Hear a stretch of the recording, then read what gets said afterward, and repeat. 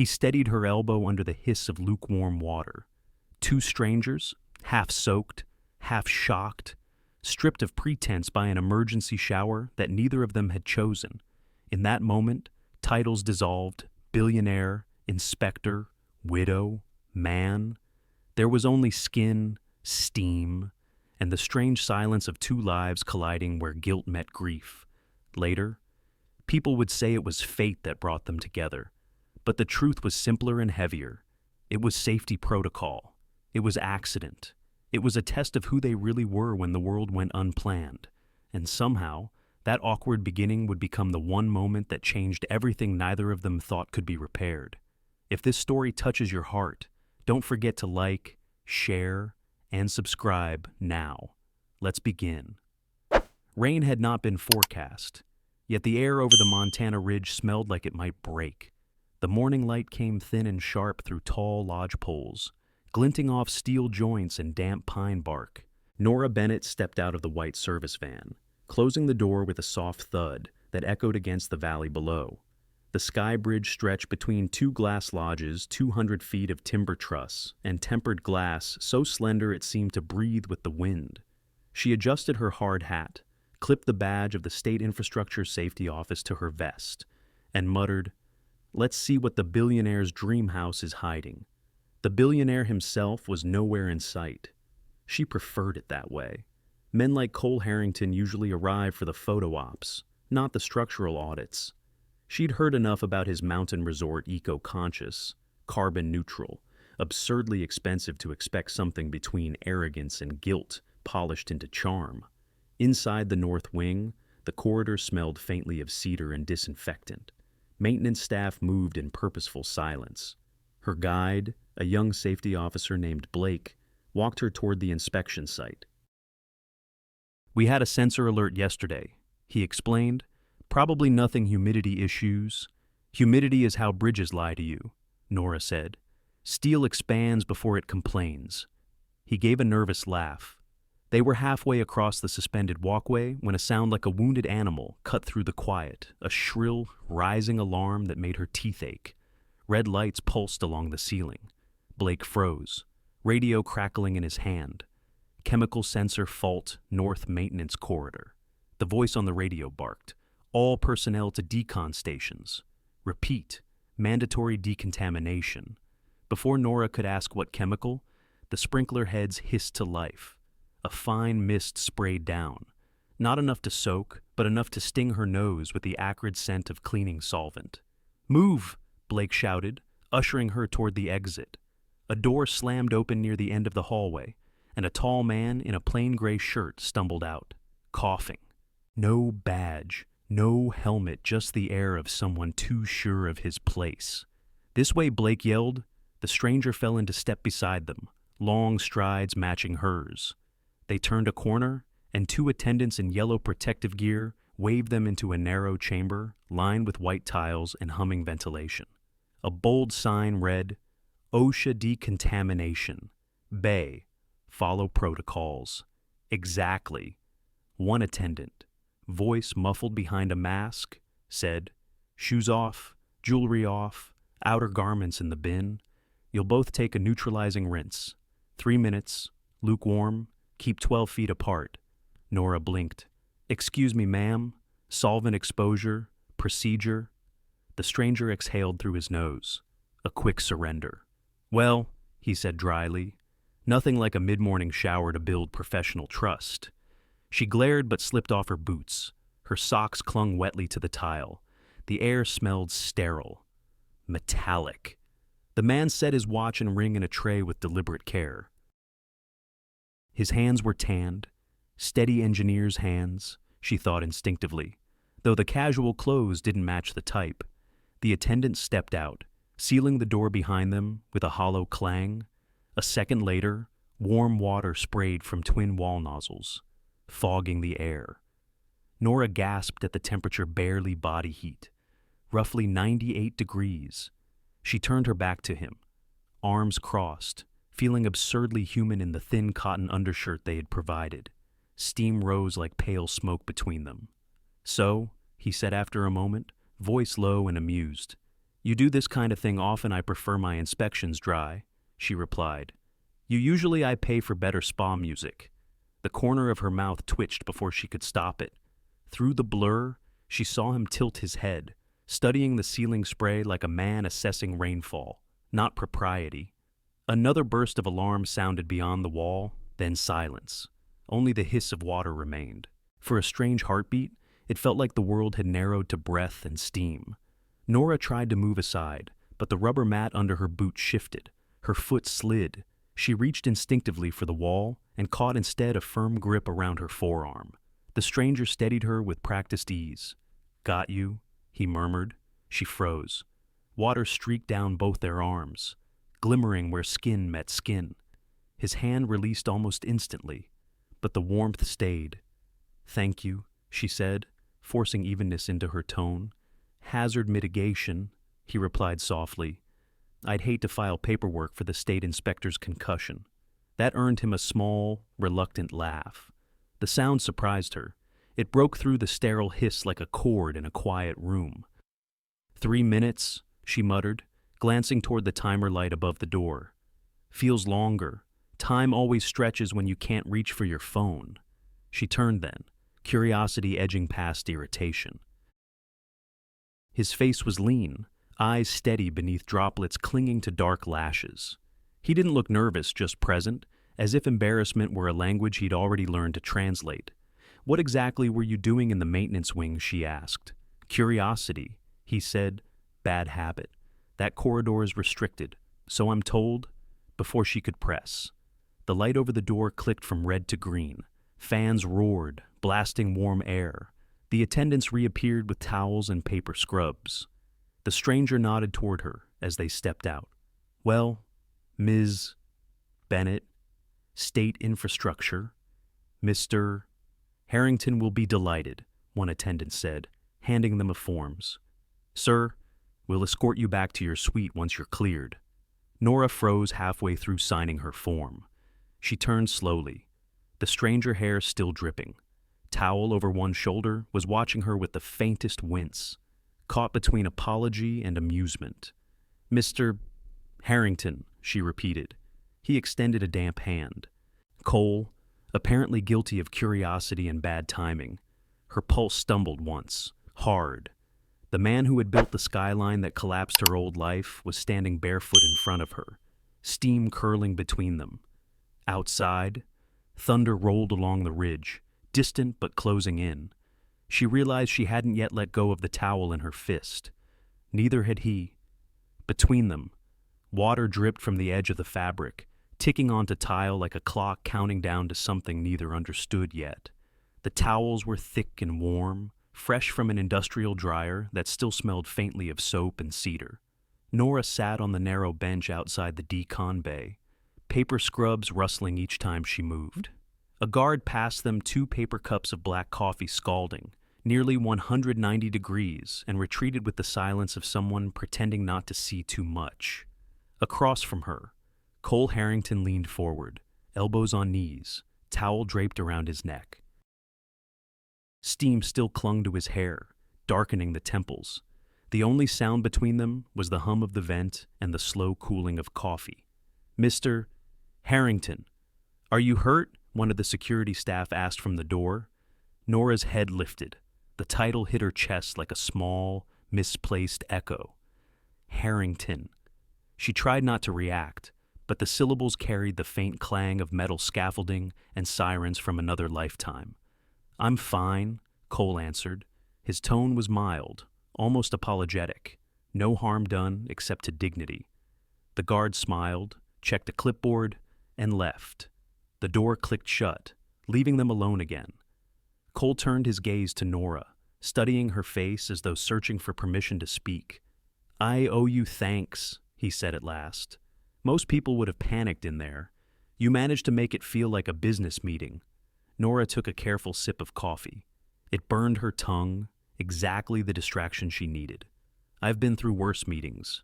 He smiled, an expression that seemed to carry equal parts fatigue and mischief. "That's oddly reassuring." They sat in the muted hallway, the window at the far end showing fog drifting through the pines. Outside, Workers were resetting alarms, their radio chatter echoing down the corridor. For a moment, everything felt suspended. Two professionals waiting for clearance, pretending the world hadn't just stripped them down to skin and awkward laughter. Cole cleared his throat. "You're here from the state office, right? Structural safety. Yes. Inspecting the bridge. That's the assignment. I'm told it's the best view on the property," he said. "Though I suppose you see things differently. I see bolts, not sunsets." He chuckled softly, leaning back against the wall. "There's poetry in that somewhere. Poetry doesn't hold a load test. True, but neither does cynicism." His voice carried no arrogance, only a quiet challenge that made her glance at him despite herself. His eyes were a clear gray, the kind that caught light instead of reflecting it. There was intelligence there, yes, but also something unguarded, a weariness that didn't quite fit the rumors about billionaires and bravado. Still, the name Harrington rolled through her memory like a train on old tracks. She'd seen it stamped on safety permits and litigation forms, 5 years back, the year her husband never came home. Her pulse ticked faster, but her face stayed composed. Whatever she felt could wait until she confirmed the facts. "I should get back to my audit," she said, setting down the half-empty cup. "Of course. Blake can escort you?" She stood, brushing invisible dust from the paper scrubs. "Thank you for the cooperation. Thank you for not suing." The corner of her mouth twitched again before she caught it. Humor was his defense. Precision was hers. "Let's hope your sensors are better behaved tomorrow." As she turned to go, he spoke quietly. "For what it's worth, Ms. Bennett, I'm sorry the morning started this way. I'd rather people remember my resort for the view, not the plumbing." She paused at the door, not sure why she answered. Sometimes the plumbing tells you more about a place than the view does. Their eyes met his curious, hers unreadable, and then she walked away. By the time Nora changed back into her field clothes, the fog had lifted. Sunlight cut across the glass corridors, sharp as a blade. She returned to the inspection route alone, clipboard under her arm. The bridge gleamed ahead, a ribbon of steel and tempered glass suspended above the valley. Beneath it, wind stirred the evergreens like breath moving through a chest. She forced herself to focus on the work measure expansion joints, check weld seams, document bolt torque values. The rhythm steadied her. Professionalism was the one language she trusted not to betray emotion. Halfway down the north corridor, she crouched to examine a load bracket welded to a support column. The seam was flawless except for a faint silver hairline running along the outer edge, a microscopic crack. Hardly visible. She brushed it with her thumb. It didn't flake. Whoever built this had over-engineered it. A tiny imperfection left on purpose. Maybe to show that even machines could have character. She straightened slowly, exhaling through her nose. The discovery contradicted the picture she'd drawn of the man upstairs. There were no shortcuts here, no careless greed disguised as efficiency. Every joint whispered time, money, and a craftsman's patience. She hated that it impressed her. Behind her, footsteps echoed. Cole's voice reached her before his shadow did. "You found something?" "Not a problem," she said without turning. "Just a detail." He stopped beside her, hands in his pockets, gaze following hers to the bracket. "That line bothers you. Tiny crack on the weld. Doesn't affect integrity. I know. I asked them to leave it." Why he looked out toward the valley? Perfection's cold. A flaw reminds people it was made by hands. She regarded him carefully. Most owners don't like being reminded things can break. "I live with reminders," he said quietly. Something unspoken lingered in the space between them, as tangible as the mountain air. Nora wanted to ask what he meant, but his phone buzzed and he stepped back to answer. She noted how he turned away, lowering his voice, the line of his shoulders still carrying a strange gentleness. When he finished, he offered a polite nod. "I'll let you finish your work, Ms. Bennett. I'll see you at the evening debrief." She nodded, jotting a note on her pad as he walked off. Owner present during inspection, observant, calm, possible liability or ally unclear which. The pen hovered after the word ally. She crossed it out. Outside, a hawk circled above the ridge, catching thermals. The sun warmed the metal under her hand. The day was stabilizing, or pretending to. Yet, beneath the steadiness, the sound of his name still echoed in her chest like the first crack before a storm. She slipped her notebook back into her vest and kept walking. Each footstep a quiet negotiation between the professional she had to be and the woman who, for reasons she refused to name, couldn't stop replaying the image of a stranger's hand catching hers under falling water. The file came through her inbox after midnight, a quiet ding echoing in the guest room's stillness. The subject line read, Project 1907, Safety Incident, 2018, Harrington Urban. She didn't need to open it to know what it was. She had memorized the case years ago, down to the date stamped at the bottom of the coroner's report, May 14, 2018. Outside, wind pressed against the windows of the mountain lodge. Somewhere down the slope, generators hummed to keep the resort lights steady through the thin, cold air. Nora sat cross-legged on the edge of the bed, laptop casting a faint glow over the notebook balanced on her knees. She clicked the file. The first image was the same grainy photograph she had seen in the investigation packet, an unfinished high-rise jutting into the fog above Manhattan. 42 stories of glass and steel, a crane arm slicing across the sky. The camera had caught a figure in a yellow harness standing 12 feet from the edge, next to an open bay with no guardrail yet installed. A red circle marked the spot where the line snapped. Distance to fall, 418 feet. She scrolled past the numbers. The language of accidents was clinical. Operator error, safety oversight, atmospheric moisture. Words built walls around grief. Each paragraph was another brick. But there, buried near the end, was a name she hadn't noticed before. Owner, Harrington Urban Development. Same signature that now appeared on the welcome signs of this resort. She whispered it under her breath. Cole Harrington. Her throat tightened. So it's true. She closed the file, but the images stayed, projected on the back of her eyelids the flick of a harness strap, the smell of rain and metal, the way Evan's lunch had still been sitting in the fridge when the police came. She could almost hear the supervisor saying it wasn't anyone's fault, that construction was risk by definition, that grief would fade in time. Time had not faded anything. It had only made the edges sharper. Nora got up, pacing the length of the room. The floorboards creaked softly under her bare feet. A glass of water sat untouched on the desk.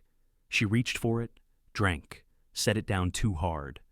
The sound startled her. 5 years, she murmured, and I'm still checking bolts for ghosts.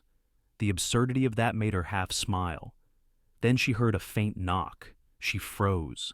Glancing at the clock, 12:47, Ms. Bennett. It was Blake, the young safety officer. Sorry, ma'am, just doing rounds. Thought you might need anything. She opened the door a few inches. I'm fine, thank you. Can't sleep. He nodded sympathetically. Storms moving in. Happens to everyone up here the first night. Altitude messes with dreams. Does it mess with memory? She asked without thinking. Blake blinked, unsure. I guess that depends on what you're remembering. She almost laughed. Right. Good night. Blake. When the door clicked shut again, she leaned against it, breathing slowly until the tremor in her hands eased. The mountain silence returned, vast and humming. She sat back down and opened her notebook. On the inside cover, beneath a list of technical specs, was a page she had once labeled Personal Reference Not for Report. It held only 2 lines. Evan Bennett, 5/14/18, Site 1907. Last inspection, note pending signature. That last phrase still bothered her. She had written the report the night before the accident, but it was never signed, never finalized. She'd meant to send it the next morning. Check railing install, section C12 incomplete, 12 feet unsecured, 12 feet, the distance between a life and the ground. She circled the date again, pressing the pen hard enough to indent the paper beneath. Then she closed the notebook and stared at it for a long moment, as if waiting for it to accuse her. By dawn, she was on the bridge again. Mist clung low to the valley. The wind carried a wet chill, though the day promised sun. Later, Nora checked anchor bolts along the glass floor panels, her reflection ghosting beneath her feet. Each time she bent to test a fastener, she could see the faint shadow of the mountain far below, steady, ancient, unmoved by human loss. She wondered, not for the first time, if Cole Harrington had ever looked down from a height and thought of the men who'd built his fortune. Did he remember their names, or did success sand away memory the way rain smooths stone? The sound of boots on steel interrupted her thoughts. Cole was crossing from the South Lodge, jacket zipped halfway, a clipboard in hand. He moved with that same unhurried precision she'd noticed before, like a man who knew how to balance on shifting ground. "Morning," he called. His voice carried easily over the wind. "Morning," she replied, tightening another bolt. "Mind if I walk with you? I wanted to see the bridge in working light. Suit yourself. Just stay behind the cones." He stopped at a safe distance, watching as she measured torque. "How's she holding up? Better than most people?" Nora said. The words came out before she could filter them. He smiled faintly. "That bad a week already." She didn't answer, focusing on the gauge instead. He fell silent, letting the wind fill the space between them. For a moment, she almost respected his restraint. "Blake told me you were still awake when he did rounds," Cole said quietly after a while. "I hope the rooms are comfortable." "They're fine." She straightened, setting the wrench down. "I was catching up on old files. Anything alarming?" She looked at him then. "Just history." He seemed to read something in her face, but didn't push. "History's a tricky blueprint," he said. "You think you've built over it until you hear the creak." His choice of words startled her. For a heartbeat, she thought he might be referring to the same file, the same ghosts, but his expression was distant, as if he was speaking to himself as much as to her. "I'll leave you to your measurements," he said finally. "Coffee later. Less steam. More conversation." She hesitated. "We'll see." He nodded once, no pressure, and walked back toward the lodge. Nora watched him go, the gray of his jacket blending with the fog. Part of her wanted to despise him, the name, the wealth, the polished calm, but another part couldn't ignore what she had seen in his eyes when he talked about flaws left on purpose. Not arrogance, something else. Regret, maybe. Or the exhaustion of someone who's been trying to make amends in silence. She looked down at the bridge again, at the silver hairline she'd traced yesterday. Maybe it wasn't weakness. Maybe it was reminder. She took her pen, flipped open the notebook, and circled the date one more time. Then she drew a second circle beside it, a quiet promise that she would finish this audit, no matter what she found, before deciding who Cole Harrington truly was. The wind rose, scattering mist across the glass panels. Her reflection blurred, splitting her face in two. For a moment, she couldn't tell which side belonged to the inspector and which to the widow. The wind that morning was steady, clean, and colder than it looked. Sunlight cut between the lodge roofs, scattering off the steel ribs of the sky bridge. Below, the valley opened like a quiet ocean of pines, 300 feet of air between glass and earth.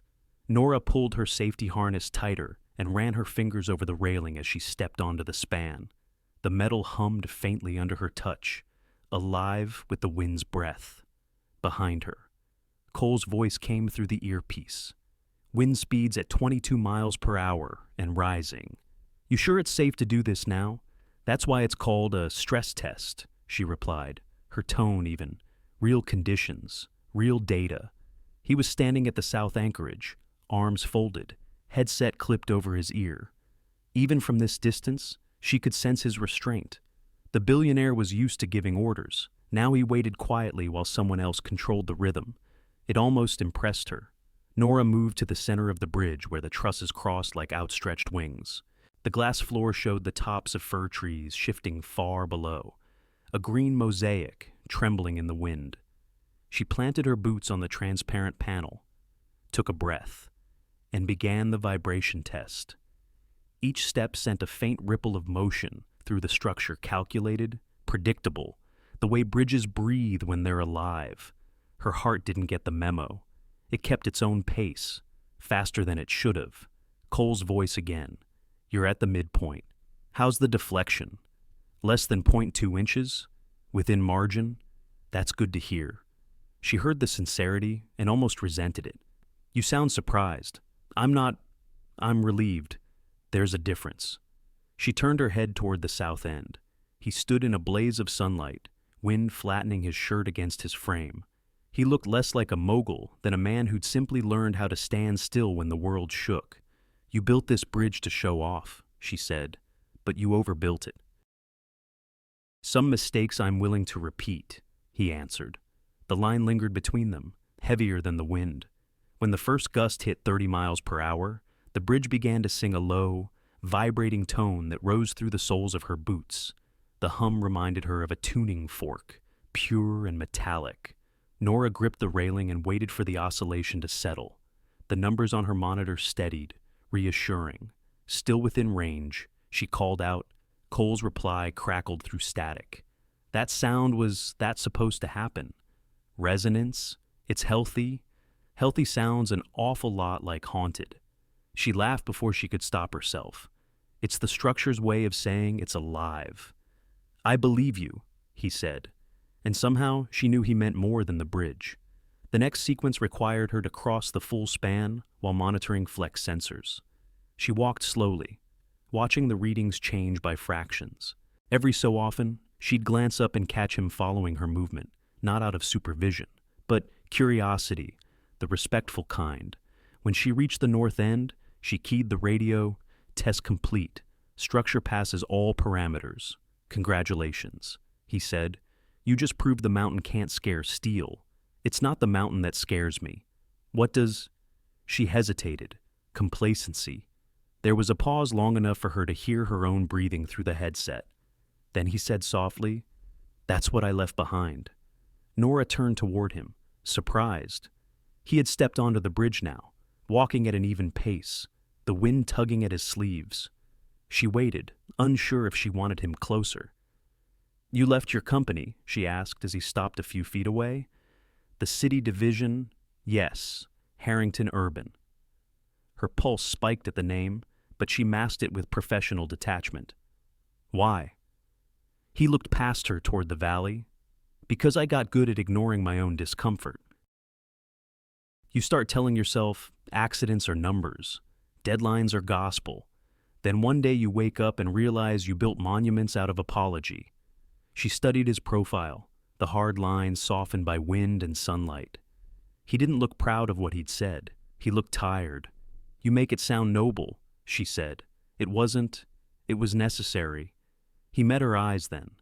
Some things don't wash off. The words hit her like a small current. She wanted to ask if he knew about Evan, about that site in New York, about the families left to sort through statistics and condolences. But the look on his face stopped her. He already knew what guilt felt like. The details might crush them both. So she only nodded. Then make sure this bridge stays clean. He gave a slow half smile. That's the plan.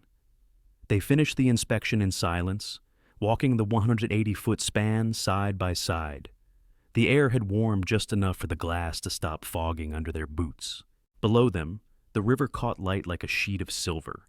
At the control station, Nora logged the data into her tablet. Deflection, load, torque, all green. I'll file the report tonight.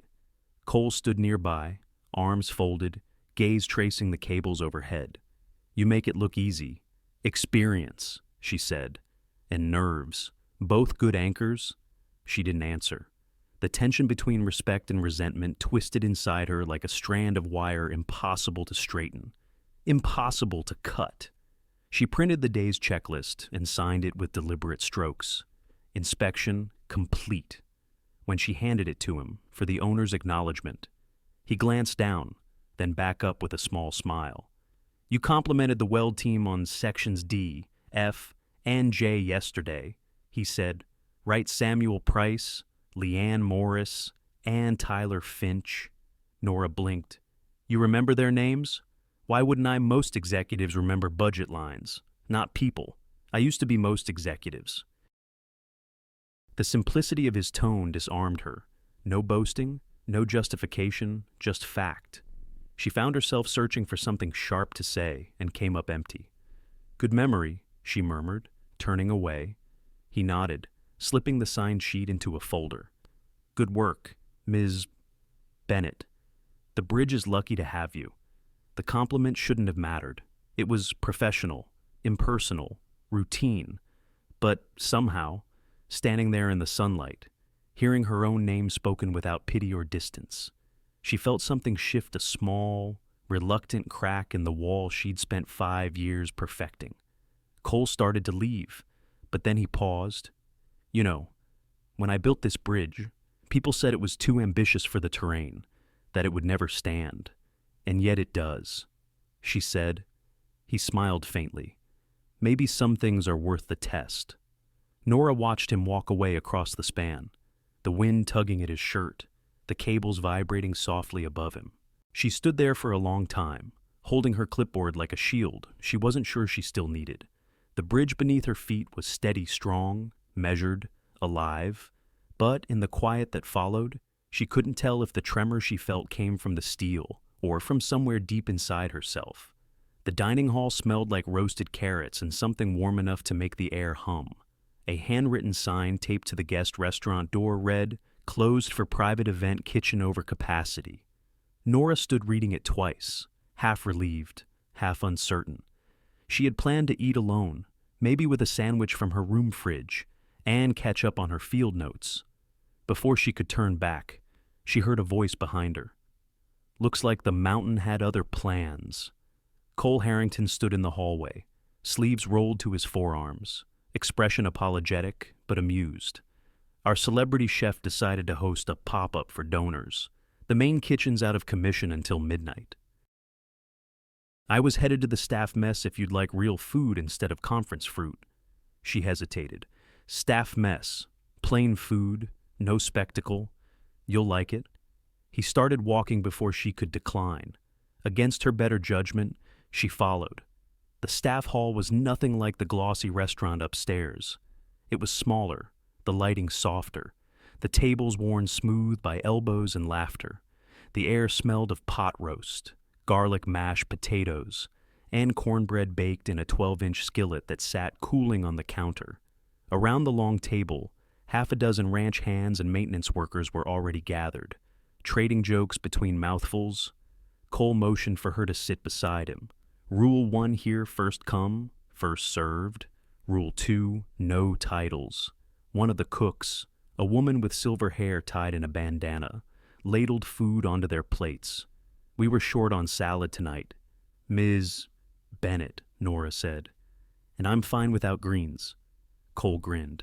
She's an engineer. Greens are decorative, then she'll fit right in. The cook laughed, sliding them both generous portions of roast and potatoes.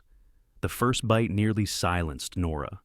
It was simple food, but real, the kind that carried the warmth of time and patience.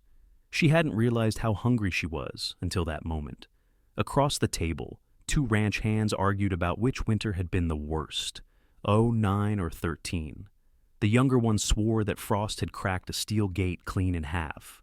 Nora leaned in, intrigued. Steel doesn't crack from cold alone. It's the stress concentration at weld joints, she said. The table went quiet, surprised.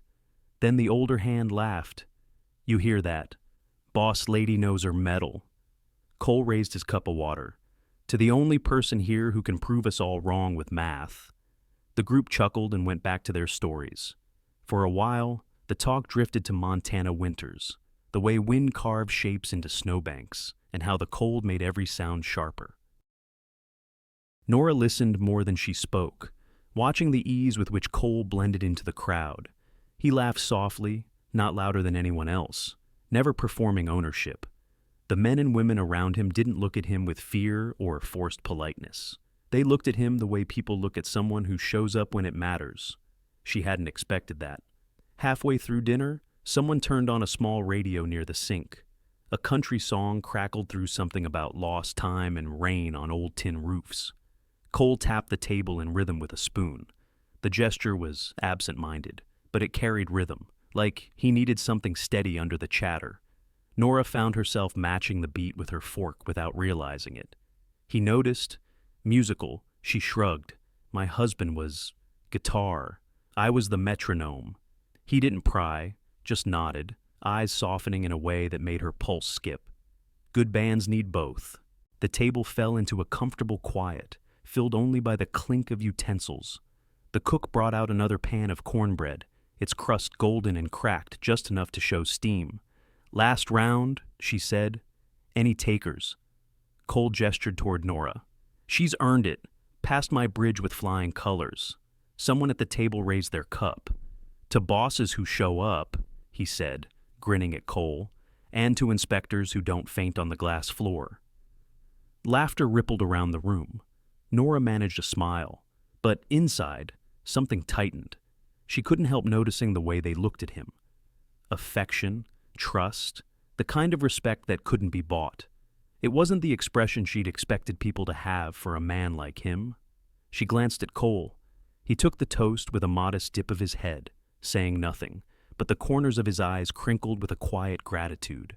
The sight unsettled her more than his arrogance would have.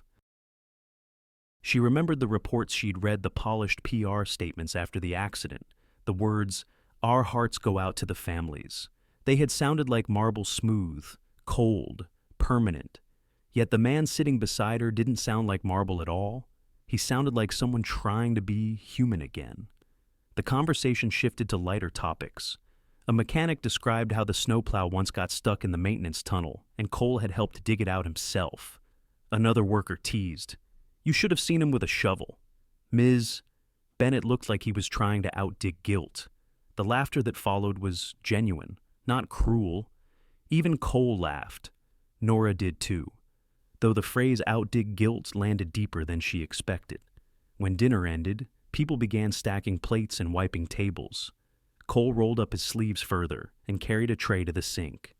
The cook tried to stop him. He shook his head. "You cook, I clean. Fair trade.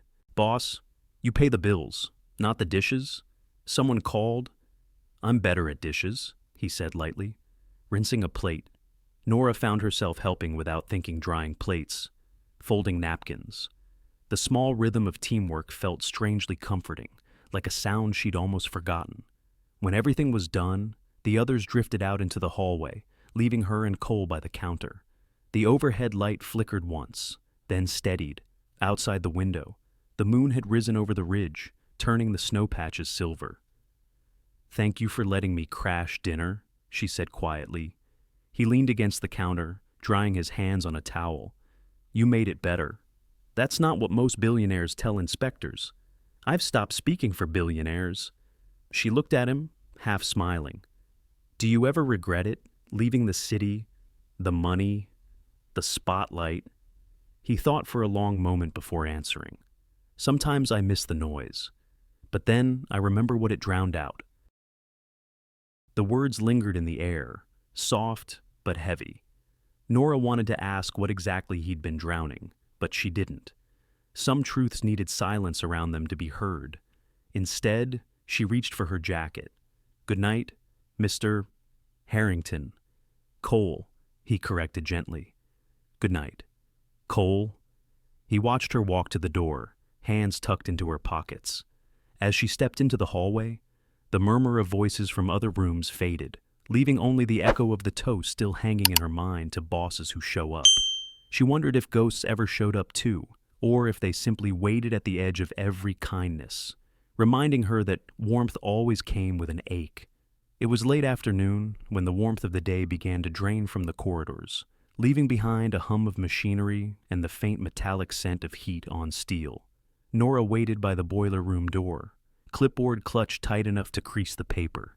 She had timed it carefully after the staff briefing, before dinner. No guests, no audience, just concrete, pipes, and the man whose name had lived in her nightmares for 5 years. Cole turned the corner, stopping short when he saw her. "Everything all right?" he asked, easy as always. No, she said. We need to talk. He studied her face, reading what most people missed. About the bridge. No, she said. About New York. The pause was so sharp it seemed to carve a space around them.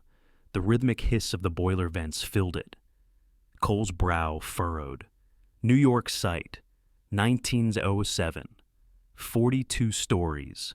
Midtown. Her voice didn't shake, but her throat ached from holding it steady. The scaffold fall.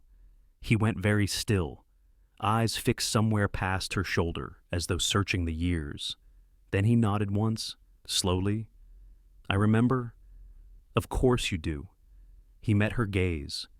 You lost someone. My husband, she said, the word slicing the air. Evan Bennett, structural tech. He died 12 feet from an unsecured edge. I wrote the inspection note myself, the one your foreman never saw. Cole didn't move. A faint hum from the pipes underscored the silence between them. I know that site, he said finally. Foreman's name was Ramos.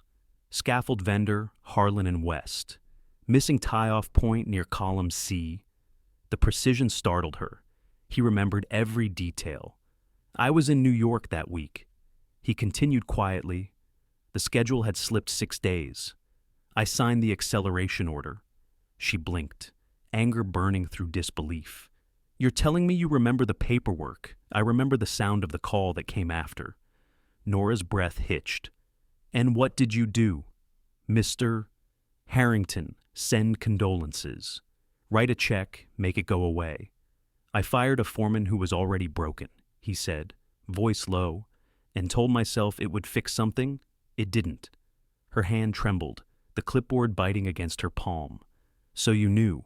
You knew the schedule was dangerous. It wasn't supposed to be, he said. It was a pressure decision. One of those corporate pushes, you know. Make the numbers work. Keep investors calm. Nobody said, cut corners. But the air around the job changed. And when the air changes, good people start making small compromises. His honesty hit harder than denial would have. There was no deflection, no legal jargon, no shield, just exhaustion. Nora's voice dropped to a whisper. You signed the order that killed him. Cole's jaw tightened, but he didn't flinch. My pen was on it. Yes, it wasn't murder, but it was my responsibility. And that's not a sentence you finish serving. She stared at him, unsure what to do with the truth. Rage had been easier when the man was faceless. But now he was standing in front of her, shoulders slightly bent, eyes carrying a kind of quiet that only comes from guilt too old to fade. I came here to audit a bridge, she said. Not to forgive you. I didn't ask you to. Good, she snapped. But it came out weaker than she meant. Because you can't earn it with good manners and cornbread. A corner of his mouth twitched, not quite a smile. Fair point. She turned to leave, but he said softly, he was 28, right, Bennett, wife at the state office. He'd just gotten certified for vertical work. Her fingers froze on the door handle. He remembered that too, how she started, then stopped. Why do you know that? Because I read every name, he said, every report, every transcript from that month. I stopped pretending those lines were statistics. And when I sold the city division, it was because I couldn't stand the sound of elevators being installed without thinking about that fall. She turned toward him, searching for insincerity and finding none. And now, what you build resorts on mountaintops to balance the ledger. He exhaled slowly. No, I build them because quiet makes it easier to hear what I ignored. The words landed somewhere deep, unwanted. She wanted to hate him, but hatred requires certainty, and his voice was full of doubt. You think confession fixes it? She asked. No, he said, but maybe it keeps it from happening again. The simplicity of it stung. No grand speeches, no self-pity, just the weary pragmatism of a man still cleaning the same wound. Nora set her clipboard down, pressing both palms against the cool metal door. Do you know what it's like to replay one moment for years? To wonder if you could have said something different, filed one report faster, signed one line sooner. Yes, he said quietly, Every day. The boiler behind them clicked, releasing a slow sigh of steam. She felt the heat brush her skin, and suddenly couldn't tell whether the sting in her eyes was from anger or from the humid air. "You shouldn't have remembered his name," she whispered. "Why not? Because it makes it harder to hate you?" For a long moment, neither spoke. The hallway lights flickered once, then steadied. Somewhere above, footsteps passed faintly on the floorboards. The normal rhythm of a resort, unaware that an old tragedy had just taken shape again below its walls. Cole stepped back, giving her space. "If it helps, Ms. Bennett, I'm not proud of what I did, but I'm trying to do the rest of my life differently." "It doesn't help," she said, voice small, "but it's something." He nodded once, a gesture of acceptance, not triumph. "Then I'll take that." Nora picked up her clipboard, the edge of the paper damp where her thumb had pressed too long. She didn't trust herself to look at him again. Not yet. As she opened the door, warm air from the boiler room swept out, curling around them like breath. She hesitated in the doorway. He loved his job. You know, Evan, he used to say steel never lies. People do. Cole's reply came soft but steady. He was right. She stepped into the lighted corridor, closing the door behind her. For the rest of the walk to her room, the echo of his words followed her, steady, simple, impossible to ignore. And for the first time in years, her anger didn't feel like armor. It felt like something breaking open. The next evening, fog rolled down from the ridge like a tide. The resort lights glowed against it soft, golden, too calm for what was stirring inside her. Nora had spent the day going through final measurements, pretending focus. But every time she looked at her clipboard, her mind replayed the sound of his voice by the boiler room. My pen was on it. She told herself she'd stay away from him until the audit ended. That was the plan, cold distance, clean exit. But when the knock came on her door just after 10, something in her already knew she'd open it. Cole stood there in a gray sweater and wind jacket, eyes tired but steady. He held a folder under one arm. "I wouldn't have come," he said quietly, "if it wasn't something I should have shown you 5 years ago." Her hand stayed on the doorframe. "You think showing me a document will fix it?" "No," he said, "but you deserve to see the one thing my lawyer's buried." He didn't wait for an invitation, just stepped aside so she could choose. She hesitated, then followed him down the corridor, through a glass door that led to his office. The room was sparse: a desk, 2 chairs, a fire burning low in the hearth. The only decoration was a framed blueprint of the bridge. On the desk sat a tablet, a single file open. Cole gestured toward it. It was supposed to go out to every family. HR prepared the form letters, but I wrote something else. I wanted to say their names. Counsel said it would invite liability. He gave a small, humorless smile. Turns out, guilt has a PR department. Nora crossed her arms. And now I don't work for them. He tapped the screen, and a handwritten page appeared, scanned in grayscale. She saw uneven ink lines, the mark of someone unused to writing by hand anymore. At the top, "To the families of the men we lost." He looked at her. "May I read it?" She hesitated, then nodded once.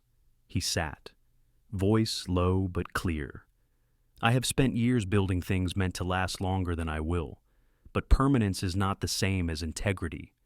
On May 14th, we lost more than a project. We lost fathers, sons, husbands.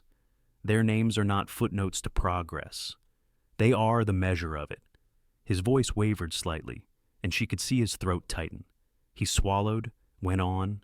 "Evan Bennett, skilled technician, certified climber, husband to Nora Bennett. He believes steel never lies. Only people do.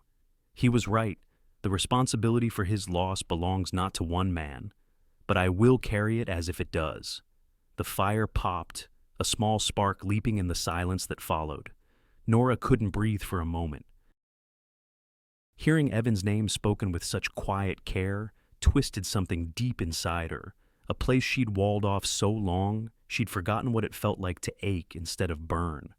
Cole set the tablet down, staring at his hands. "That's as far as I got before they stopped me." She found her voice. "Why didn't you send it anyway?" He looked up. "Because I was still the man who signed that schedule. I thought an apology from me would insult them more than help. So I hid behind silence and checks with embossed logos." Nora turned toward the fire. "You should have mailed it. I know. You owed it to them. I know that too." The way he said it, not defensive, not begging, made it worse. She wanted to be furious, but fury required distance, and his words had closed the gap. She sank into the opposite chair, staring at the flames. "Do you ever stop hearing it?" she asked. The fall. The moment everything goes wrong. He shook his head slowly. "No, it just gets quieter until something reminds you again." They sat in silence for a long time. The fire crackled softly. Outside, wind pressed against the window panes, making the glass tremble like a held breath.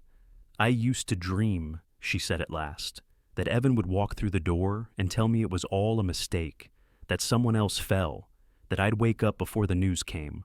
But dreams don't rewrite gravity." He listened without interruption, hands folded, eyes down. When she fell quiet, he said, "You married a man who built things to stand. I helped build something that fell. We're both still trying to make sense of what's left standing." She let out a soft, unsteady laugh. "You talk like you're in confession." "Maybe I am," he said. "I just don't know if you're the priest or the ghost." That disarmed her completely. She looked at him, really looked, and saw not a billionaire or a villain, but a man dragging his remorse like a shadow he'd stopped trying to outrun. "I can't forgive you," she said finally. "Not yet. I don't expect you to, but I can't hate you with the same certainty anymore." He nodded once, almost grateful. "That's more grace than I deserve." Nora stood abruptly, the chair legs scraping softly on the floor. The air in the room felt too thin, too full of memory. She needed space, cold, something real. Without another word, she turned and walked to the door. He didn't stop her. Outside, the night wrapped around her like water. The temperature sign on the lodge entrance read 43 degrees. The wind cut through her coat, sharp but cleansing. She crossed the terrace, boots thudding against the wooden planks. Overhead, the clouds had broken just enough to show a scatter of stars, cold, steady, ancient witnesses to all the things humans never quite mend. Her hands were shaking, but not from the cold. Behind her, through the office window, she could see him still seated by the fire, head bowed, the tablet dark beside him. The man she had once sworn to despise had just given her the one thing she hadn't known she wanted: the truth spoken aloud, no matter how late it arrived. Nora pulled her coat tighter, exhaled into the wind, and let the sound of it carry the tremor from her chest. Somewhere beneath that ache, something faint stirred, too small to name, too fragile to trust, but real enough to make her stop, close her eyes, and breathe. The tremor began just after dawn, small enough that most guests mistook it for the wind, but strong enough for Nora to feel it in the soles of her boots. The bridge shivered under her feet, a faint vibration that made the coffee in her thermos ripple. Then came the low groan of shifting timber, deep and resonant, the kind of sound that wakes an engineer faster than an alarm. She was already moving before the radio crackled, microseismic event detected. Blake's voice called from the control post. Magnitude 1.9, centered near the West Ridge. No major movement, but protocols apply. Nora was halfway across the glass walkway when the rest of the crew appeared, boots pounding, flashlights swinging. In under 3 minutes, 10 people assembled at the north anchorage. They moved like clockwork, one checking tension gauges, two logging torque values, another reading wind data. She felt a flicker of pride, not in herself, but in them. Safety wasn't a slogan here, it was reflex. The kind of reflex her husband would have admired. Cole arrived seconds later, jacket thrown over a flannel shirt, flashlight in hand. Everyone accounted for 22 staff. 8 guests evacuated to the dining hall. Blake replied, "No injuries." Nora glanced at Cole. His expression was calm, not managerial calm, but the steadiness of someone who'd learned to move toward trouble, not away from it. He met her eyes briefly, nodded once, then handed her the flashlight. "You take lead," he said. "You know the bridge better than anyone right now." For a moment, she almost objected habit, pride, residual anger, but something about his tone left no room for ego. It wasn't delegation, it was trust. She adjusted her harness and stepped onto the span. The morning fog clinging low over the valley. The smell of damp pine and cold steel filled the air. Main joints first. She called over her shoulder. Section C4 torque, check at 180 foot-pounds. Cole followed without hesitation, holding the light steady on each bolt she examined. The beam never wavered. His hands were sure, deliberate. C4 secure, she said. Moving to C5, copy. He moved with her, quiet except for the crunch of his boots. It felt strangely natural, two people syncing movement through necessity, not conversation. When they reached the midspan, she crouched, bracing against the rail. Minor displacement, maybe 0.5 millimeter, she said. Timber absorbed most of it. Cole smiled faintly. "Told you, wood remembers how to flex." She looked up, surprised. "You said that before?" He nodded. "My first mentor used to say, timber knows the truth. It bends when you're honest, breaks when you lie." Nora exhaled, half a laugh. "That's poetic for an engineer. Maybe that's why I was bad at being one." She couldn't help but smile. The tension of the last days seemed to thin slightly, replaced by a quiet rhythm of work and understanding. "Hand me the torque wrench," she said. "We'll tighten B12 and log the offset." He passed it to her, the handle warm from his grip. She tightened the bolt, the metallic click echoing like punctuation. "There," she said, "stable." They moved methodically, panel by panel, until the fog began to lift. By the time they finished the checklist, the sun was breaking through, turning the valley below into a patchwork of green and gold. "Bridge integrity 100%, Nora said, reading from her notes. "No corrective action required." Cole leaned on the railing, breath visible in the cool air. "You ever notice how something this heavy can still feel alive?" "That's because it is," she said. "Wood, steel, glass, they all move. It's when they stop moving you should worry." He looked at her for a long moment, then said quietly, "That's true for people, too." She turned away, not ready to unpack that. "We should check the east wing sensors before signing off." He nodded, following her back toward the lodge. The walkway hummed faintly underfoot, steady again. The east corridor smelled faintly of ozone and cleaning solvent. As they entered, a shrill alarm burst overhead, one short. One long, followed by the unmistakable hiss of sprinklers activating. Cole groaned, "You've got to be kidding me." A mist of lukewarm water rained down from the vents, harmless but relentless. Nora raised her clipboard over her head, laughing despite herself. "Déjà vu," she said over the hiss. "Team showers," he replied, deadpan. "Seems to be our specialty." The absurdity broke through both their composure. He was soaked to the shoulders. She had water dripping off her eyelashes. And still, for the first time since she'd arrived, Nora felt her chest loosen. Blake's voice crackled over the radio. False alarm again. "Secondary sensor fault in the east wing. Sorry, folks. Tell your sensors they're ruining my day," she said, grinning. Cole looked at her, amusement flickering in his eyes. "You're smiling, Inspector? Careful. Someone might think you like it here." She tried to glare, but the effort dissolved into another small laugh. "Don't push your luck." They stood there in the mist until the sprinklers clicked off, leaving only the drip of water echoing through the hallway. The light caught on the droplets, scattering tiny rainbows along the steel beams. It was beautiful in a way she hadn't expected, proof that even systems designed for crisis could create something tender by accident. Cole broke the silence first. "Thank you." "For what?" "For staying." She frowned. "I'm doing my job." He nodded. "And doing it better than anyone could have asked. You could have walked out yesterday. Maybe I should have, but you didn't. There was no triumph in his tone, just quiet acknowledgement, and somehow that meant more.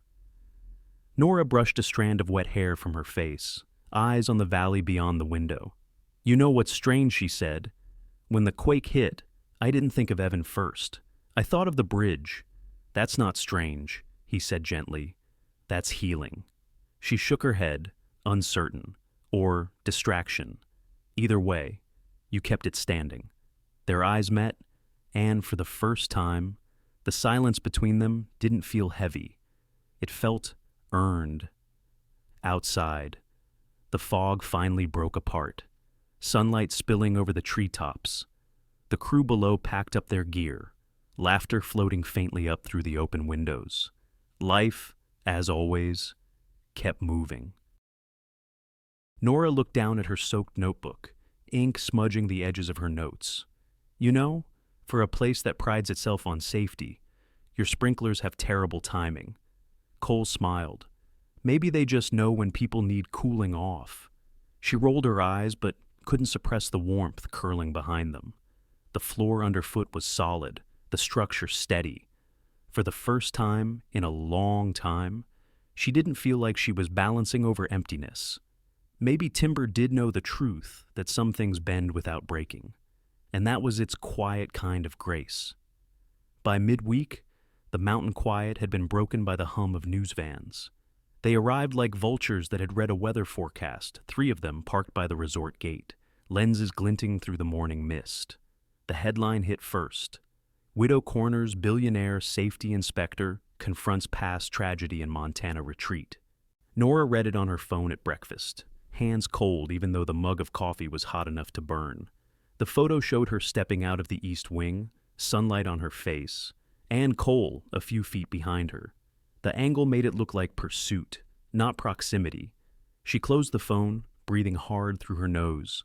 Her nonprofit's inbox was already lighting up with messages from donors. We value your advocacy, but this is sensitive. We'll pause contributions until the situation clarifies. Our board is reviewing your representation of conflict of interest. She didn't need to read the rest. The words were polite, but the meaning was clear distance. No one wanted to be tied to grief that could go viral. The hallway outside buzzed with a nervous kind of energy.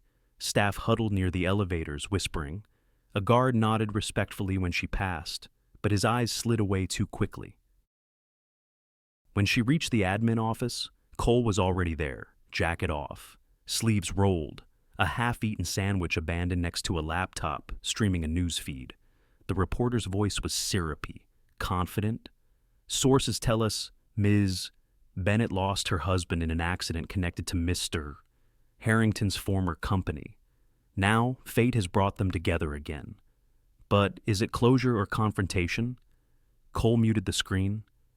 I'm sorry, he said. I should have anticipated it. Nora crossed her arms. How did they even find out the safety office filed your audit credentials through the state system? It's public record. A freelancer must have connected the dots. And you just happen to be the perfect villain. He smiled grimly, clickbait-like symmetry. She wanted to be angry, but the look in his eyes stopped her. He wasn't defensive, he looked tired, protective, almost guilty that the story existed at all. PR's already called twice, he said. They want to get ahead of it. Suggest a sit-down with a lifestyle magazine, something soft, redemption arc. You know the drill, and I told them no. Nora frowned. That's not how you play it, is it? You usually control the narrative. He leaned back in the chair. Maybe it's time the narrative wasn't about me. The simplicity of that disarmed her. She sank into the chair opposite him. You realize they'll come after both of us now? I'll be the ambitious widow chasing headlines. You'll be the billionaire seeking absolution. They'll come either way, he said. Might as well give them something honest to misunderstand. The corner of her mouth twitched despite the situation. You have a strange idea of damage control. He smiled faintly. That's what the lawyers keep saying. By noon, the noise had spread beyond the ridge. Phone calls from Helena, Denver, even a network in New York asking for statements. The staff PR manager, A brisk woman in a navy blazer arrived by helicopter, trailing a small entourage of assistants. She cornered Cole in the hallway outside the conference room. "We can spin this," she insisted. "A joint interview. You two sitting side by side. Humanize it. Viewers love second chances." Cole's reply was quiet but final. "This isn't a story to humanize. It's a story to learn from." Her smile stiffened. "Then at least let us control tone. We'll schedule the shoot at sunset. Perfect light." He cut her off. "No cameras." The PR team exchanged glances, one of those silent corporate languages that meant he's going rogue again. The lead sighed. "Cole, you built a reputation on control. Don't throw it away now." He looked toward the window, where the sky bridge glinted in the afternoon light. Maybe control's what built the problem in the first place. Nora, standing near the door, watched the exchange unfold. She saw how he handled them, not with charm or dominance, but with a calm that said, "I've already decided." The same calm he'd had when he told her. "My pen was on it." When the PR team finally left, she said softly, "They're right about one thing. This won't blow over on its own." He nodded. "Then we tell the story ourselves. He turned to face her fully. "You started the audit. You've earned the right to finish it your way." She hesitated. "Meaning what?" "Tomorrow night," he said. "Town hall, local press, resort staff, maybe some families from nearby communities. I'll call it a safety symposium, but you'll set the agenda. I won't speak unless you ask me to." She stared at him. "You're handing me the microphone power's safer when shared," he said simply. "That's risky." "So was the bridge," he said, and it held. The words landed somewhere deep, both unsettling and steadying at once. The next evening came cold and clear. The dining hall had been rearranged, rows of folding chairs, a podium near the fireplace, cameras from local stations tucked discreetly in back. Guests and workers filled the seats, murmuring. Cole stood off to the side, hands clasped behind him, not hiding, but not spotlighting himself either. Nora took the podium, the microphone too large in her hand. She wasn't used to speaking as a widow in public anymore. She'd spent years learning to be Inspector Bennett, not Evan's wife. But when she looked out at the faces, engineers, cooks, housekeepers, a few guests who'd stayed through the chaos, she realized they weren't here for scandal. They were here for answers. She cleared her throat. 5 years ago, my husband died on a site built by a company that valued deadlines more than people. I came here to audit a bridge. I didn't come to make peace. But I've seen something here. I didn't expect a culture where safety isn't a slogan. It's lived, enforced, taught. She glanced at Cole. He gave no signal, no encouragement, just the quiet steadiness of someone trusting her with something fragile. Nora continued, her voice stronger now. "I don't know what headline this will make, probably not the one they want. But I do know that progress isn't about building higher, it's about remembering who holds the bolts." The room fell still. Somewhere near the back, one of the older welders raised his cup of coffee slightly, a silent toast. She closed her notes, heart pounding. The camera lights blinked red, catching everything: the grief, the restraint, the honesty. She had given them all the story they'd come for, only stripped of drama. As she stepped away from the podium, Cole met her halfway. "You did it," he said quietly. "I just told the truth. That's the hardest thing to say in public." Their eyes met. Outside, the wind rattled the windows, as if the mountain itself was listening. She didn't know how the headlines would twist it tomorrow. But tonight, at least, the narrative belonged to them. And for the first time in years, she felt the balance shift, not between guilt and forgiveness, but between silence and voice. The following night, the dining hall looked different. No banners, no stage lights, just folding chairs and the steady hum of the heating vents. The tables had been cleared to the sides, replaced by a semicircle of workers, staff, and a handful of guests who had chosen to stay despite the media noise. Someone had brewed a massive urn of coffee. The scent drifted through the room like a reassurance that this would be a long night. And that was okay. Cole stood near the wall, not at the podium. The microphone cable had been unplugged. No sound systems. No press in the room this time. Nora had asked for that. If we're going to speak, she'd said, it should be without echo. Now she faced the group, hands folded in front of her. Last night, we told the world about accountability, she began. Tonight, I want to hear how that actually feels. No speeches, no filters, just truth. For a moment, no one moved. Then a man in his 40s, with welding burns on his forearms and a name patch that read Sam Price, cleared his throat. Guess I'll start, he said. He stood, cap twisting in his hands. 2 years ago, we were putting up the South Stair Tower. Wind came up out of nowhere. 15, maybe 20 knots. Scaffold planks started vibrating. I was tethered, but my partner wasn't clipped right. He slipped. The room went still. I caught him by the harness strap. Sam continued. Would have gone over if Leanne hadn't grabbed my belt from behind. Next morning, we had a new rule: no work above 40 feet without double tie-offs. New clips ordered. New training the same week. Nobody argued about cost. He sat down, voice steady, but eyes wet. Point is, somebody listened this time. A murmur of agreement moved through the room. Next, the housekeeping supervisor stood. She was small, maybe in her 50s, hair tied with a blue ribbon. Most of you don't know me, she said. Name's Ruth Alvarez. I clean the guest suites up top. Nora nodded encouragingly. Last winter, my dad, Vietnam vet, got sick bad. VA hospital's 120 miles away in Missoula. Roads were iced over. I was going to drive anyway. But Mr. Harrington here found out. He sent a plow crew ahead of me and a driver, paid the gas, too. Her voice cracked slightly. He didn't make a speech about it, didn't even tell me. I found out from the driver. My dad said he hadn't felt that safe on the road in 20 years. Cole shifted uncomfortably under the attention, staring at the floor. It was the company truck. Ruth, you would have done the same for anyone. She smiled. Yeah, maybe. But you did it first. Applause broke out, not loud, just warm. The sound of hands acknowledging effort, not perfection. Nora felt something loosen in her chest. It wasn't absolution. It was understanding that repair didn't always come in grand gestures.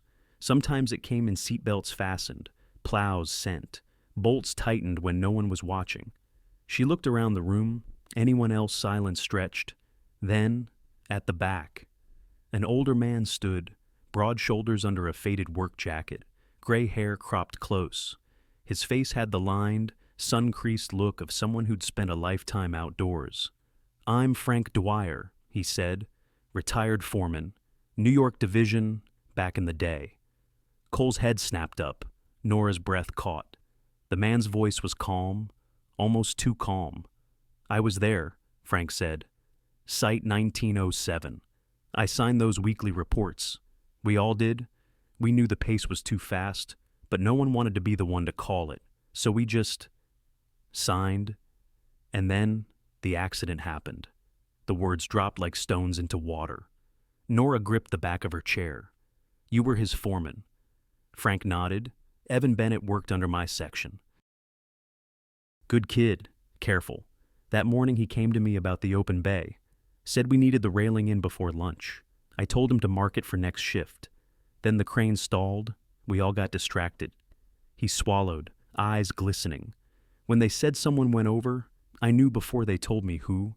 I saw the harness lying there, still clipped to the post. He did everything right. It was the rest of us who didn't slow down. The room was utterly still now, no sound but the crackle of the heating ducts. Frank looked at Cole.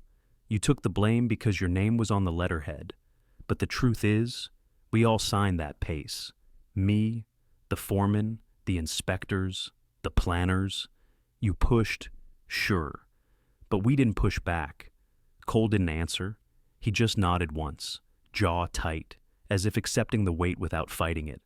Nora sat very still, the tears she'd been holding finally blurring the edges of her vision.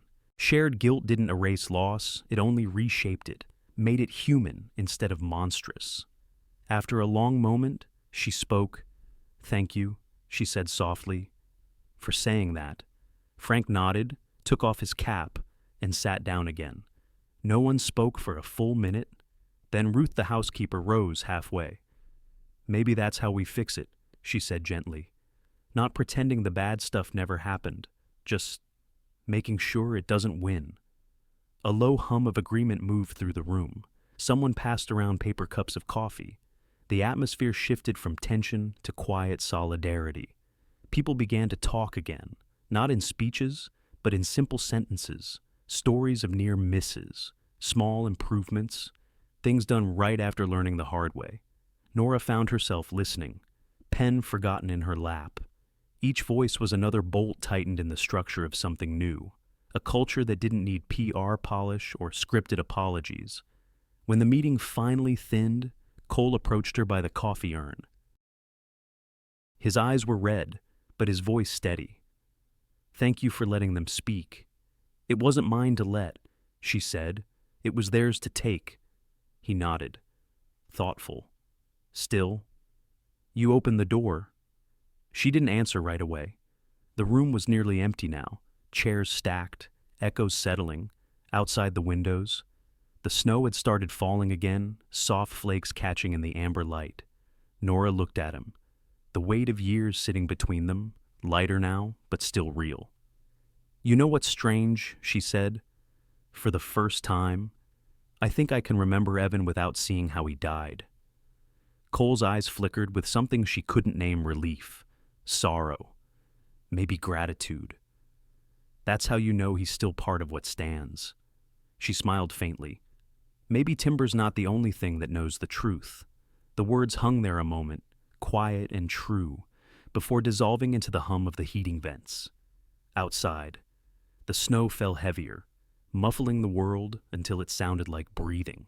The storm came from the west just after 9, rolling across the ridge like a restless hand sweeping the valley clean. The wind hit first sharp, cold, and heavy with the scent of wet pine. Then, without warning, the lights flickered once and died. Nora looked up from her laptop in the monitoring station.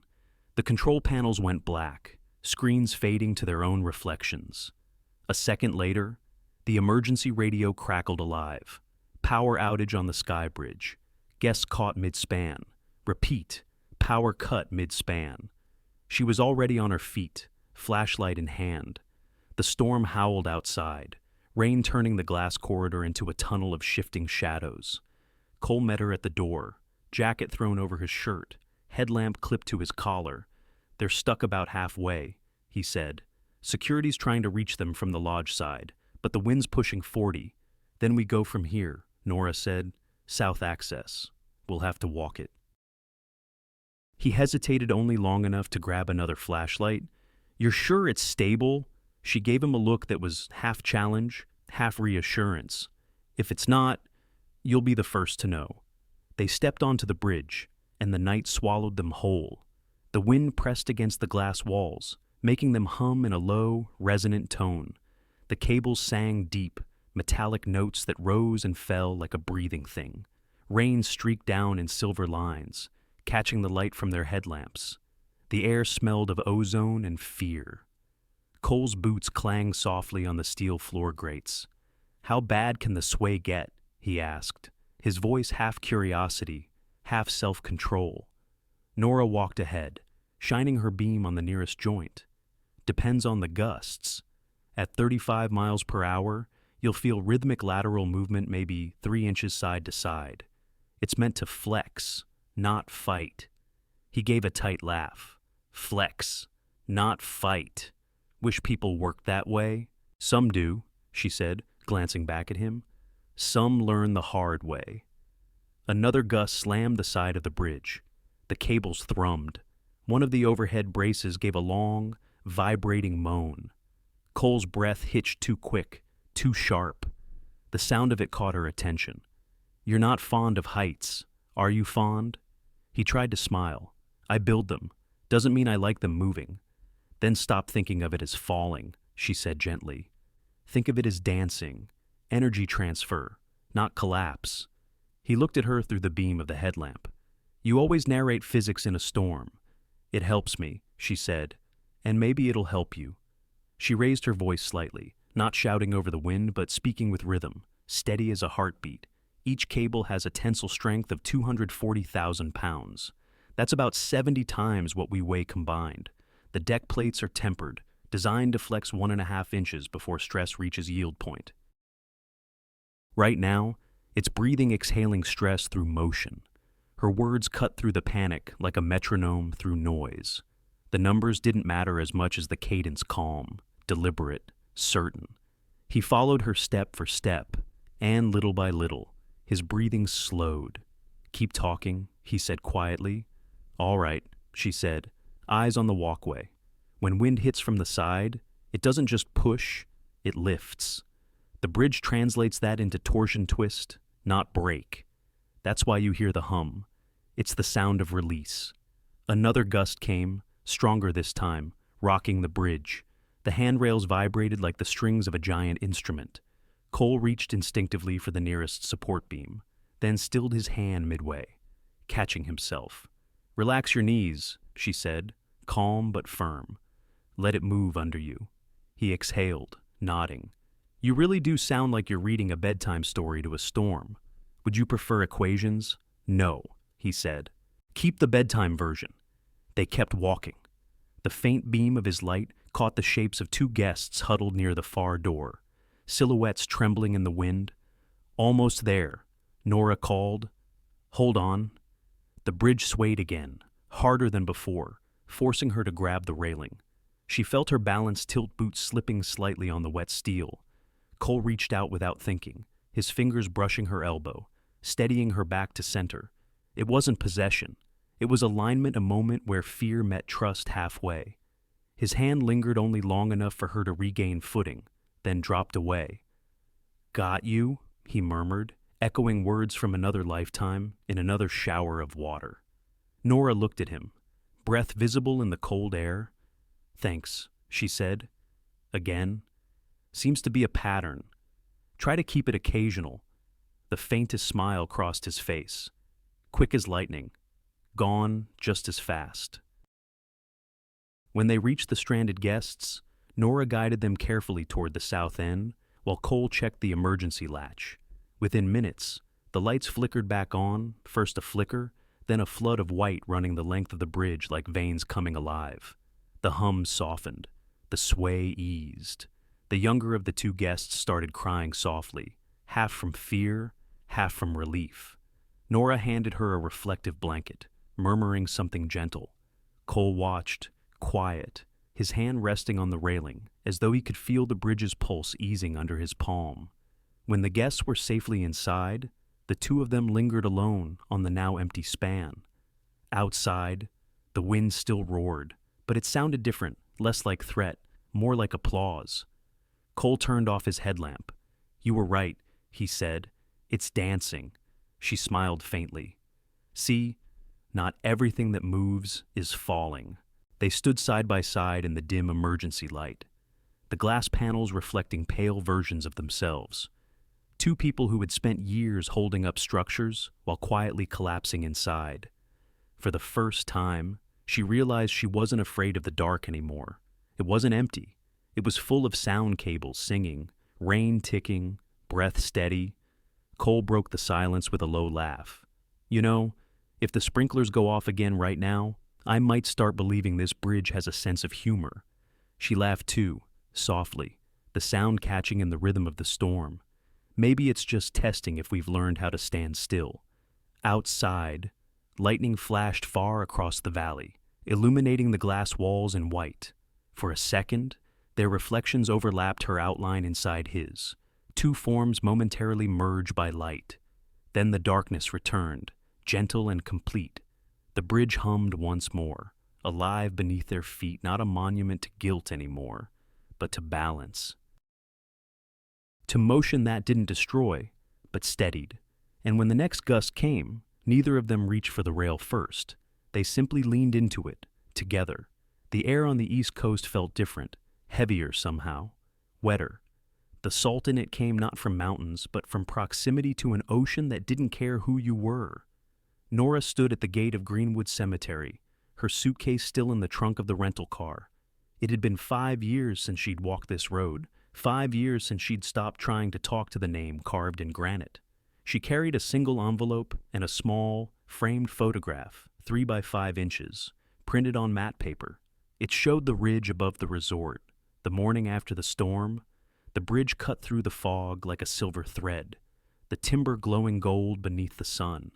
She'd taken it from the engineering overlook and thought, Evan would have loved this view. Now, she walked the path slowly, boots scuffing through patches of wet leaves. The trees were bare except for a few stubborn oak leaves clinging to the ends of branches. The smell of damp earth rose around her, clean, old, grounding. Evan Bennett's grave was simple. Flat stone, single inscription, beloved husband, builder of safe things. The phrase had been her idea, though she'd never known if it comforted her or mocked her. She crouched, brushing the damp moss from the edges. "Hey," she said softly, voice catching on the cold. "It's been a while." A long silence followed. Then she took the photo from her pocket and set it against the stone. The bridge shimmered faintly under the gray sky. "I thought you'd want to see this," she whispered. "They got it right this time." She sat back on her heels. "You'd have liked him," she added, almost surprised at herself. "Not at first, but maybe later. He builds like someone who's already lost something." She unfolded the paper in her hand. It wasn't a script, not really a letter she'd written the night before, unsure if she'd ever send it, but the words on it felt truer when spoken aloud. "Forgiveness isn't a favor." She read quietly, "It's a boundary. A line I draw so grief doesn't own me anymore. It doesn't mean forgetting. It doesn't mean what happened was okay. It means I get to live in the same world where it happened and still see beauty. That's all." Her voice trembled once, then steadied. "I used to think forgiveness was letting someone off the hook, but maybe it's just letting myself off the leash."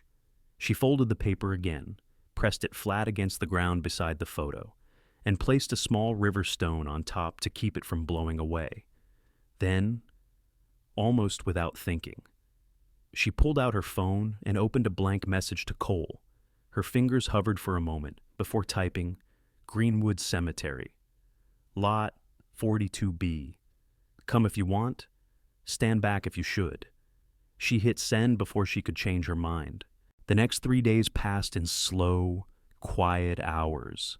She stayed at a small motel outside town, eating diner food, walking the shore near the docks. Each night, she told herself he wouldn't come. Each morning, she told herself she didn't care. But, on the third afternoon, as she sat on the low stone wall across from the cemetery gate, she saw a silver SUV pull up to the curb. Cole stepped out, wearing the same weather jacket he'd had on the bridge. The road dust of 980 miles clung to the sleeves. He looked like a man who'd driven without sleeping, chasing something he didn't quite expect to find.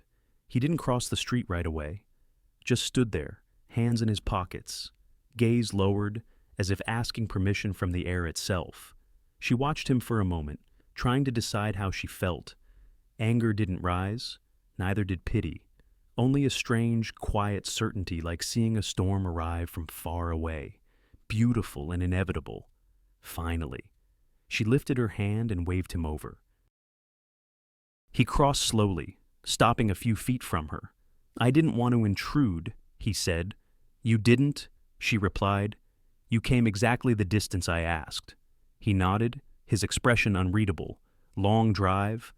980 miles?" she said. "You counted. I needed something to measure." They both smiled faintly at that.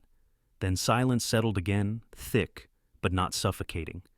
"Do you want to see it?" she asked. He hesitated, then nodded. She led him through the gate, their footsteps crunching softly over the gravel path. When they reached the grave, he stopped a respectful distance behind her, eyes lowering to the small photo propped against the stone. "She'd have liked that view," he said quietly. "It's clean work. It's his," she said. "Every line I drew on that bridge had him in it somewhere." He swallowed hard. "Then it's better for it." They stood like that for a long moment, the hum of distant traffic, the cry of a gull somewhere overhead. The city carried on around them, unaware that two people who had once shared tragedy were standing on its quiet edge, learning to share air again. Finally, Nora turned slightly toward him. "You know what forgiveness isn't." He shook his head. "It's not a gift you earn," she said. "It's the space I build so I can keep walking. It's architecture, not absolution." He looked at her then, something in his eyes softer than sorrow, closer to awe. "Then you're the better builder between us." She smiled faintly. "I had a good teacher." For a while, neither spoke. The sun began to sink behind the tree line, the light turning amber against the polished stone. Nora reached out and brushed a single leaf off the grave. "Goodbye." "Evan," she whispered, "you can rest. I'll take it from here." When she turned back, Cole had taken a step closer, not near enough to touch, but near enough that she could feel his presence like warmth. "You can go now," she said gently, "or stay a minute." "Either's fine," he nodded. "I'll stay a minute." So, they stood together in the fading light, two silhouettes cast long over the grass. No grand gestures, no speeches, just quiet understanding, like the end of a song that didn't need applause. When the wind shifted, the photo on the grave fluttered slightly under the stone, but didn't blow away. It stayed where she'd placed it, still and sure anchored, like her. Nora looked up at the sky, then at him. "You should get some rest," she said. "Long drive back." He smiled faintly. "Maybe I'll take the long way." She nodded. "That's how you find what's worth keeping." As he turned to leave, the wind carried the faint scent of pine and rain, as though the mountain itself had followed him all this way. She stood there a little longer, eyes on the horizon, and for the first time in years, grief didn't feel like gravity, it felt like ground. The rain came without warning, the kind that doesn't ask permission, that sweeps in sideways from the ridge and soaks you through before you even think of running. By noon, the crew was racing to cover stacked lumber near the lower workshop. Nora had been there since early morning, signing off the final inspection reports, sleeves rolled up, clipboard wrapped in plastic. Cole had joined in, hauling tarps with the others, mud on his boots, laughter echoing through the drizzle. When the rain turned to a downpour, everyone scattered for shelter. Everyone except them. Nora was tugging the corner of a tarp into place when Cole shouted over the sound of rain, "You're going to drown out here." She glanced up, hair plastered to her forehead. "Not if you hold the other end." He jogged over, grabbed the loose edge, and together they fought the wind, tying down the final cover.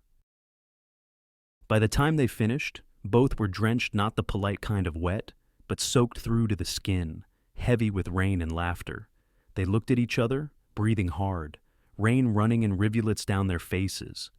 "You're a menace," he said, smiling. "Occupational hazard," she replied. "You hire trouble." "Apparently, I do." The rain softened a little, turning from a roar to a hiss, the kind that fills silence instead of breaking it. They stood there for a moment under the gray sky, not rushing for cover.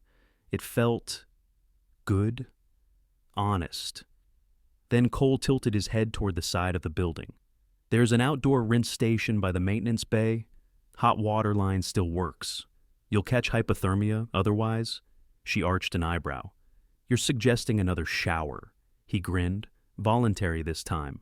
The rinse area was simple concrete floor, open drain, a row of industrial nozzles along the wall used for washing off mud and sawdust. Steam curled up where the warm water met the cold air.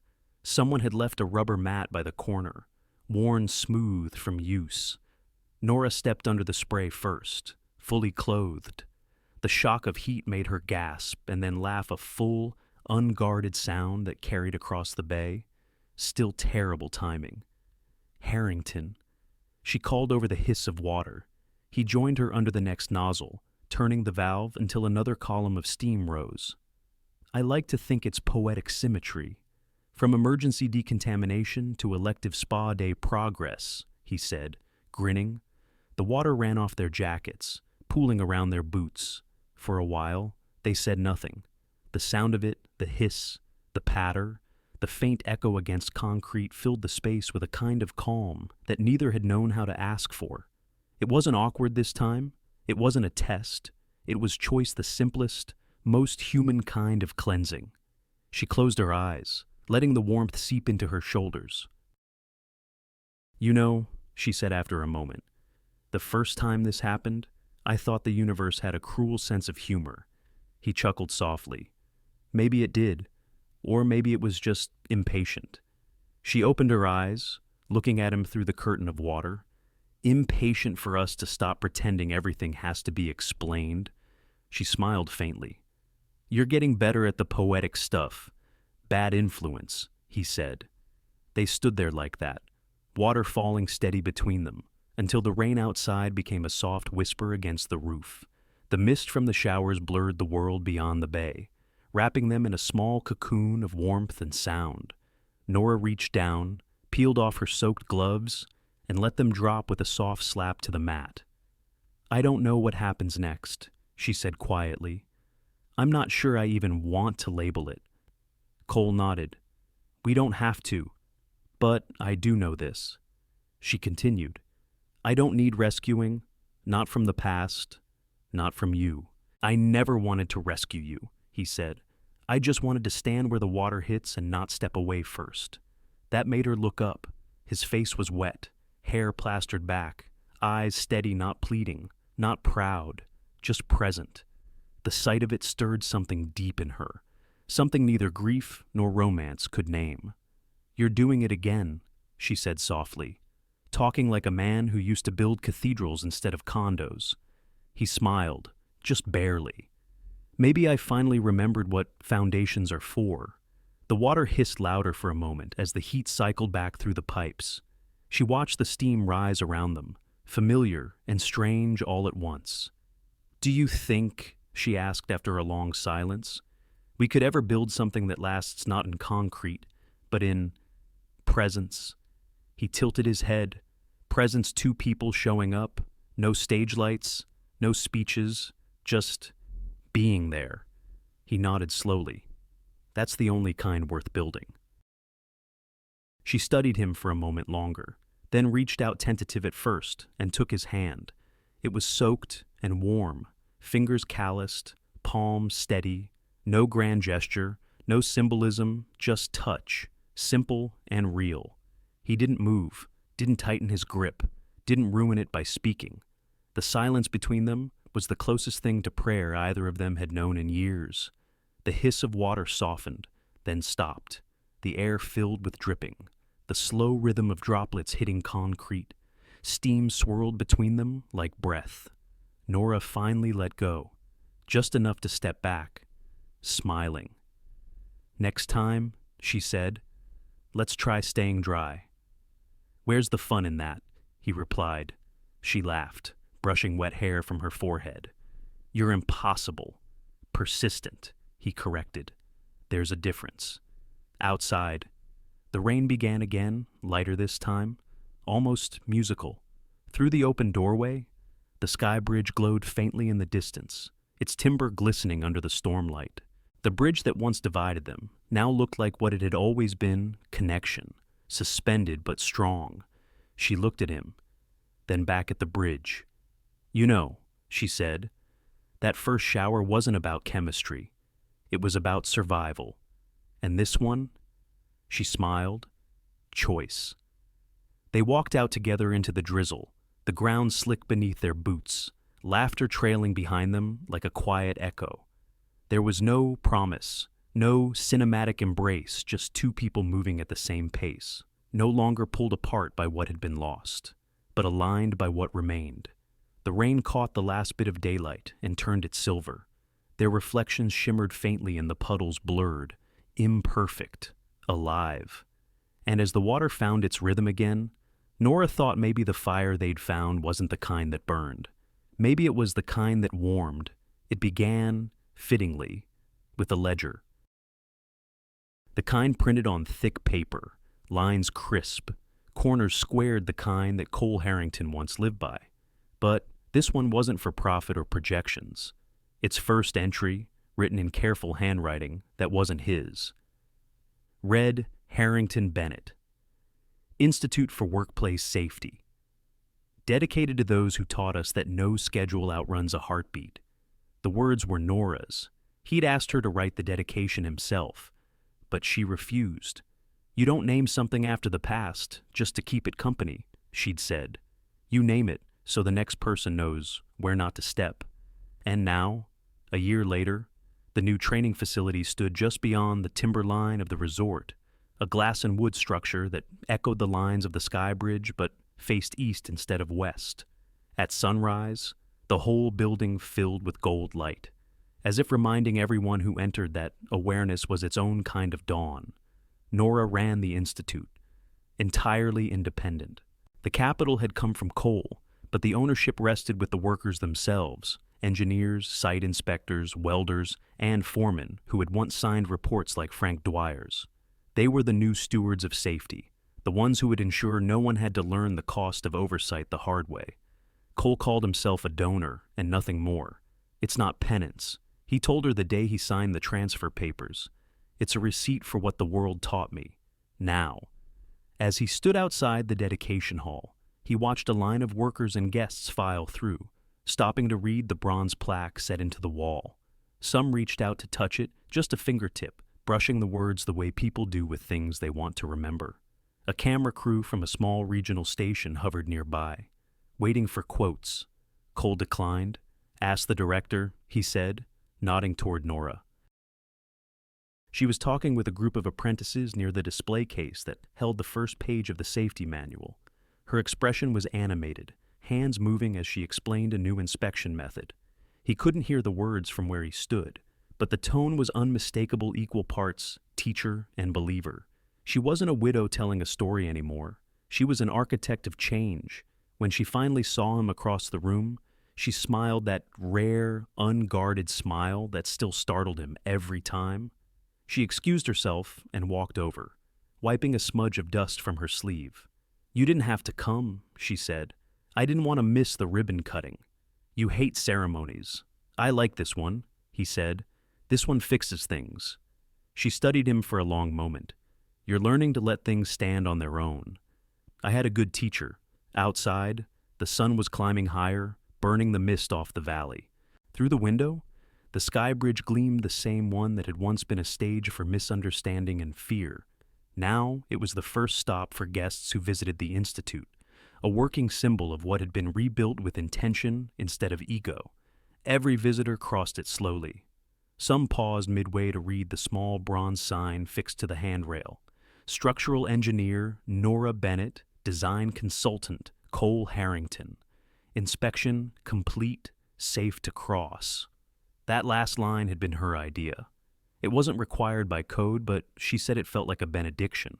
Later that afternoon, after the last guest had gone and the light turned copper over the ridge, Nora and Cole walked the bridge one more time. The boards were dry now, the air still except for the faint rustle of pines below. It's strange, she said quietly.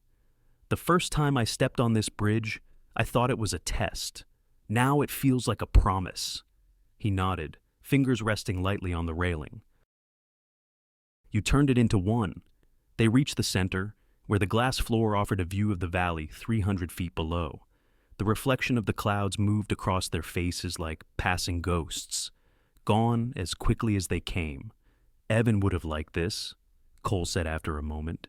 She smiled. He would have pointed out every flaw in your welds. I'd have deserved it. He also would have said the load distribution is near perfect. Cole chuckled. Then I'll take the compliment from him, through you. She looked out over the horizon. It's funny. People talk about closure like it's a door, but it's more like a window. You just stop keeping it shut. Then this place, he said softly, is all windows. A long silence followed, the kind that isn't heavy anymore, just full, somewhere below. A pair of guests began their slow walk across the bridge, stopping halfway to read the sign. Nora watched them. You think they'll understand it? Maybe not today, he said, but someday someone will, and that's enough. The last of the sun caught the edge of the glass, scattering light across their faces. She turned toward him, eyes reflecting the same quiet fire the dawn had lit in the sky. He smiled, not the kind that asks for anything, just acknowledgement. "You kept it standing," he said. "So did you." She replied. At sunrise the next morning, the cameras rolled for the final cut of the Institute's short film, a quiet montage for donors and workers alike. It opened on the bridge at dawn, guests crossing one by one, their shadows stretching long across the glass. The plaque shone gold in the first light. Then came Nora's voice, calm, warm, steady, recorded the night before in a single take in steam or sunlight. The measure of a man is what he steadies when the floor gets slick. A pause. Then, softer. And the measure of a life is what still stands when we stop running from it. The final shot lingered on the sign. No schedule outruns a heartbeat. The music faded soft strings. 12 loofs, perfectly balanced for the quiet dignity of her words. And as the last frame dissolved into the morning light, the sky bridge held solid, graceful, alive, a monument not to tragedy, but to everything rebuilt after it. The ledger, at last, was rewritten. Sometimes, healing begins where we least expect it, not in grand apologies or perfect endings, but in the quiet moments when two people finally stop running from the truth. Nora and Cole didn't find forgiveness through words.